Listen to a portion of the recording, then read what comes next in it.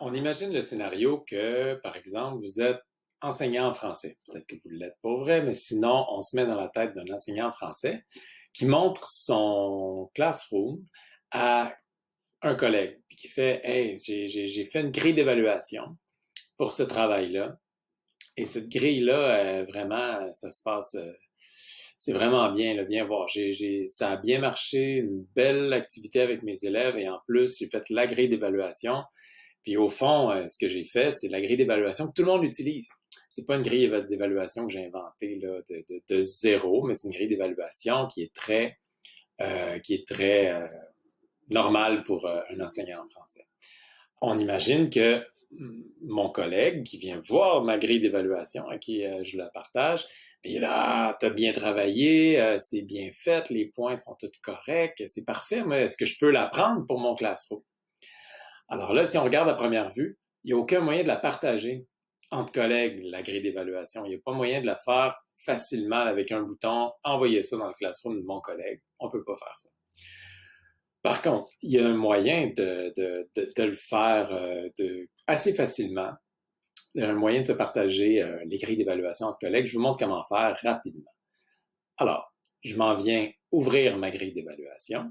Par exemple, là, si je recommence à zéro, là, j'ai un travail. Une grille d'évaluation, ça n'existe pas dans le vide. Il n'y a pas un endroit dans le classroom où on crée une grille d'évaluation qui n'est pas associée à un travail. Il faut vraiment faire une tâche pour les élèves et dans la tâche, rajouter une grille. Et ensuite, la grille est construite pour cette tâche-là. Ou dans une tâche, on importe une grille qu'on a faite pour une autre tâche. Tout ça, je l'explique dans une vidéo que j'ai mis aussi dans le même travail. Alors, euh, je, au fond, j'ouvre cette tâche-là, je prends la grille d'évaluation et pour la partager, il faut que je commence par la télécharger en Sheets. Donc, je l'exporte, la grille. Quand on fait mon affaire, quand tout est terminé, je l'exporte vers Sheets. Alors là, je vais passer ma petite face. On voit ici exportation vers Sheets. La grille d'évaluation est terminée. Je fais afficher.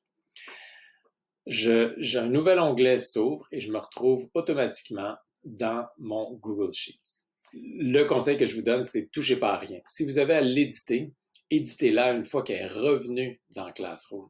Il faut l'éditer quand on est ici, on fait modifier. Là, c'est facile, il n'y a pas de problème, tout va bien aller, puis les élèves vont voir exactement la même chose que nous. Mais si on vient l'éditer ici, on joue avec le feu. On est vraiment, idéalement, on touche à rien. Donc, on prend la grille dans Classroom, on l'envoie vers Sheets, et c'est ce Sheets-là qu'on peut facilement partager entre collègues. Donc, moi, je veux partager ce Sheets-là avec mon collègue ou ma collègue, ben, je m'en viens écrire son nom. Par exemple, je m'en viens partager ça avec ma collègue Judith et je fais envoyer. Et je la mets comme éditrice. Alors, ma collègue, de son côté, va pouvoir utiliser cette grille d'évaluation, va pouvoir venir créer une tâche dans Classroom et décider d'utiliser la grille d'évaluation. Je mets dans la peau de mon collègue et il veut utiliser la grille que je lui ai partagée. Alors, il vient ici se créer un devoir, comme d'habitude. Oups. Et, mettons, on va appeler ça le beau devoir grille. Peu importe, et il veut ajouter une grille. Donc, il vient ici dans grille d'évaluation, et au lieu de la créer, je l'ai créée à sa place, donc il n'y a pas besoin de s'en créer une. Réutiliser, non, c'est pas une grille qu'il veut réutiliser ailleurs dans son classroom, dans une autre tâche. Non, il veut vraiment utiliser la grille que je lui ai partagée dans Sheets, donc il vient importer à partir de Sheets. Et dans la mesure où il a été ajouté au Sheets, par défaut, notre Sheets, il est juste pour nous, là. Mais dans la mesure où il a été ajouté en partage au Sheets, ben, il va retrouver le Sheets partagé ici. Donc, il n'a qu'à cliquer là-dessus. Et là, la grille d'évaluation s'importe. Et comme il n'y a rien qui a été touché dans la grille d'évaluation, elle est restée telle qu'elle, eh bien, on retrouve exactement la même chose.